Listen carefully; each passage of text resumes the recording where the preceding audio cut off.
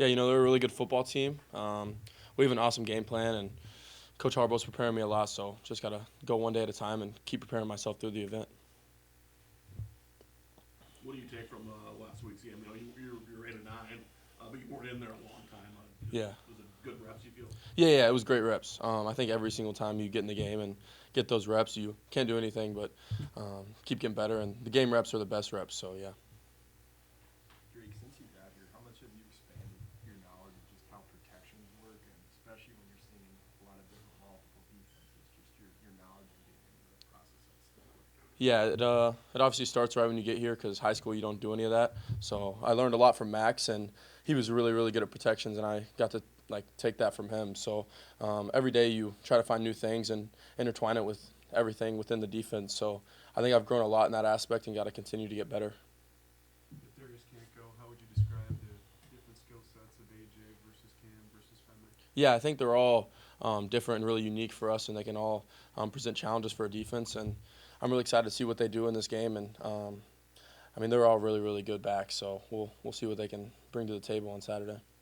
PJ has adjusted the schedule this week for what you guys do and when you do it for the West Coast game and a late start. Yeah. How do you feel that's going, and what do you learn from that? Yeah, I think it's really beneficial. Getting your body going at certain times to make sure we're activated for Saturday at 9:30 Central Time to make sure we're at our best and in that green zone so we can go play our best football. So I think it's really important and crucial for the guys to be able to go at night as well. Seems kind of strange, like say lifting at 9:30. Yeah, it's a little different, but it's really good to stress ourselves at that time of hour for this week.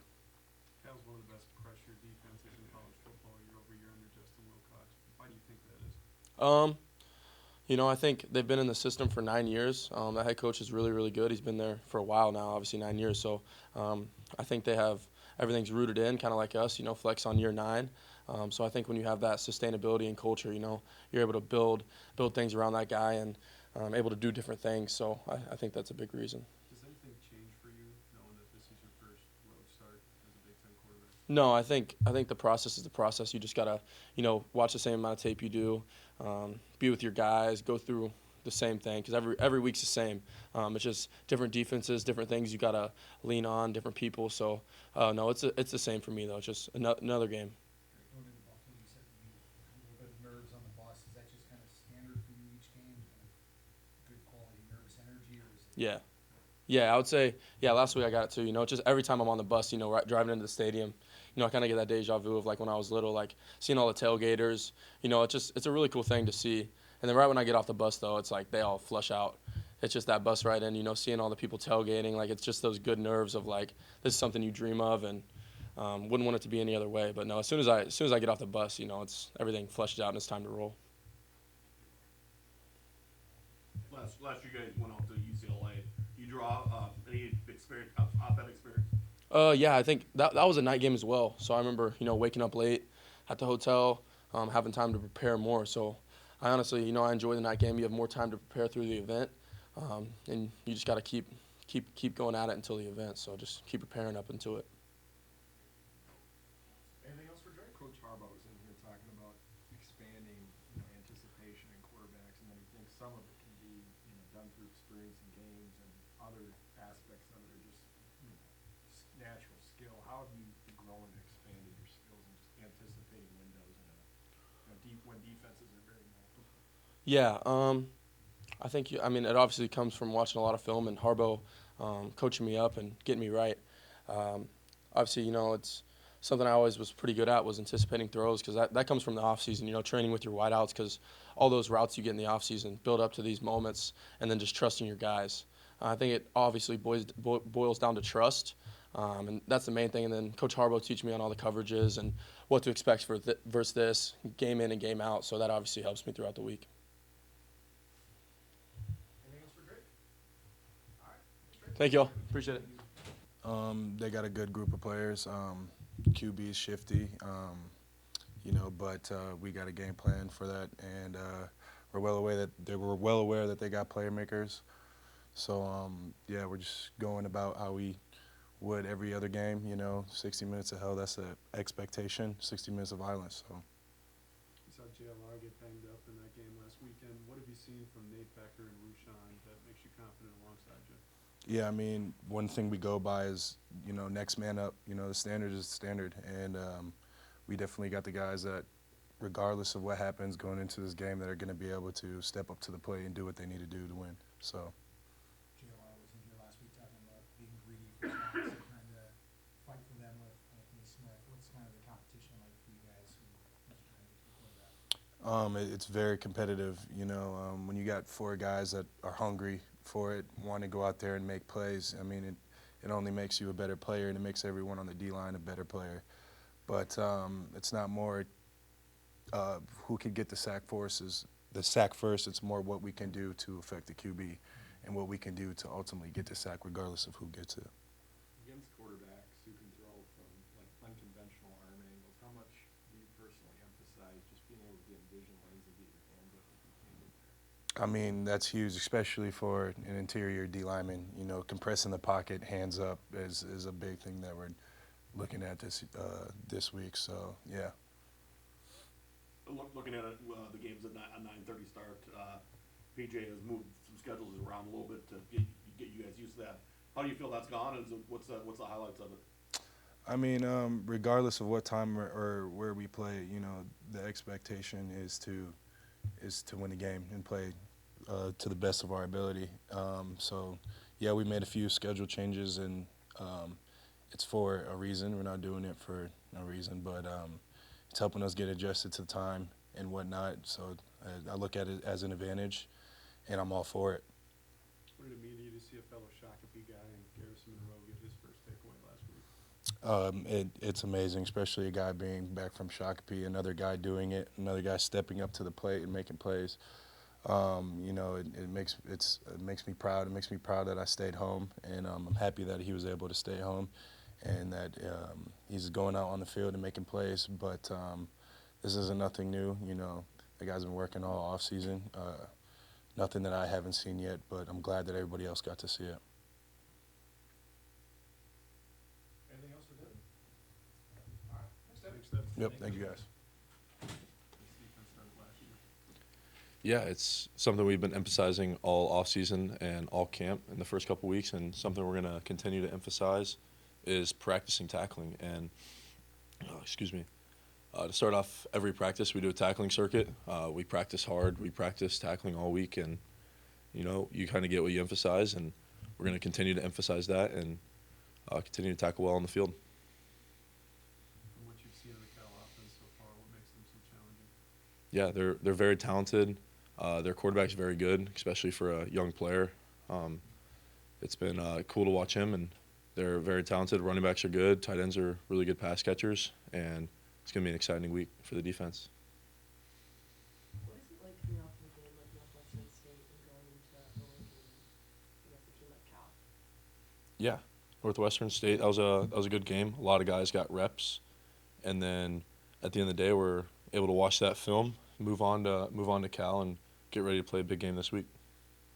Joey Gerlach's been involved in a few packages this year. What do you notice in just the progression and the development of someone who's worked alongside him? Yeah, Joey's my best friend, and we lived together for the last 3 years, and Joe's a great dude, and he works really, really hard. And one thing about Joe is he's freakishly athletic, and you can just see on the film the way he bends, the way he moves, and all the packages are playing to his strengths, and the way he can cover people and the way he can rush the passer is really fun to see on film, just the way he bends. So it's been really cool to see him out there, play next to him, my best friend. So when I look over and I get to see him out there, it's like, oh yeah, let's do it. Because the game is a 9:30 start out west, PJ has changed his schedule around for you guys during the week. What is it? How has that changed things, and what's it been like, and how do you feel it's been advantageous for you? Yeah, I think it's great. Everyone on the team has bought into it, and that's the number one thing is make sure everyone's bought into the schedule. And big thing we're emphasizing is sleep, like when you're going to bed. And coaches do a great job putting us in a position, giving us bedtimes, giving us wake up times, giving us nap times. And I think it's going great so far, and we got to continue to be accountable to that schedule. And then when it's time to let it rip at practice in the afternoon, you gotta be ready to play at that nighttime mode. So practicing in the afternoon has been helping us a lot, and we just got to continue to buy into that throughout the rest of the week. When are those bedtimes, those nap times? Yeah, we've been going to bed later, around 12, and then napping later in the afternoon. What does it do when you see the how plays, the clips of the how plays to kind of motivate you to get on that for the next week? Yeah, that's who we are at the end of the day, and that's just how we play. Like, that's how hard we play, and that's what we have to do each and every play.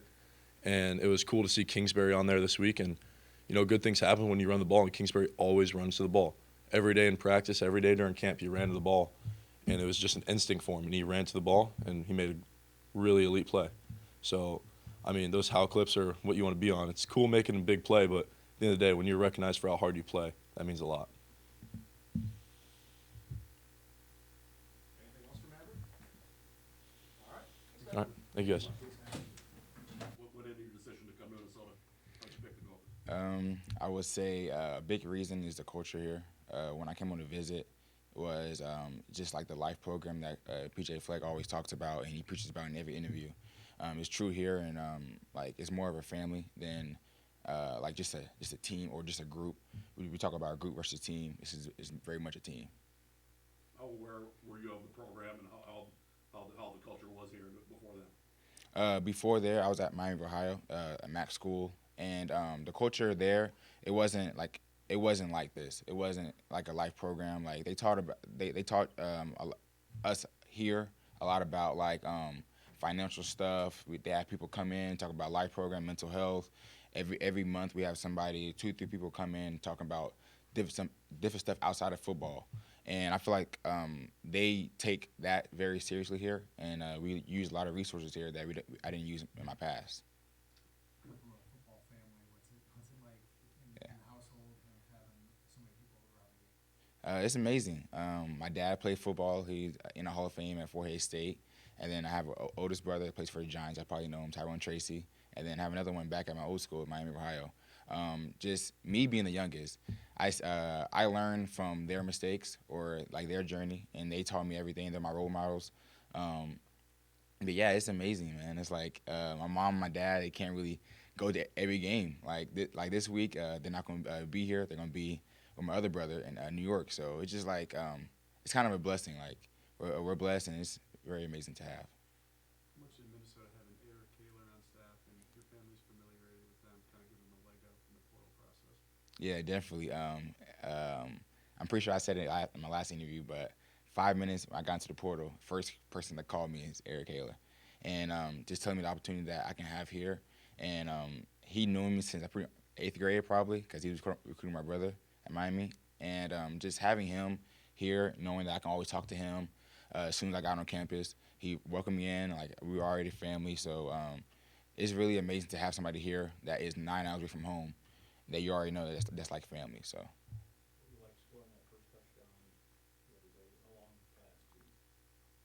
It was amazing. We repped it over and over in practice, the post game, and knowing that we would have a chance in the post game, and then we have a great quarterback that can put it there, and then we have a great OC that puts everyone in a situation to be successful. So. What are the challenges of Cal's number 5, who has more passes defended and interceptions than catches allowed so far? Definitely. We know that going into Cal, we have a great offensive scheme against all the defensive backs. They have a good linebacker that will be out the first half, and they also have a good D lineman. And then also we know the secondary is very good. We understand that if we just focus on us and just take one play at a time and execute and focus on us and not really them, then we'll be just fine. You played in the MAC where there are a lot of teams that have non-traditional times or days in playing. Is that something that you guys can lean on a little bit? You're going out to California now. Say it again? In the MAC, you played on different days and times. Mm-hmm. Is that an advantage going out to California playing a late night game? Yeah, I feel like our advantage is that we can play anywhere, anytime.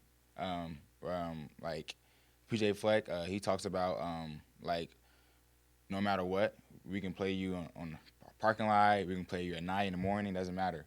And once again, as long as we play our game and execute one play at a time and focus on us, our team, I have full confidence in our team to win.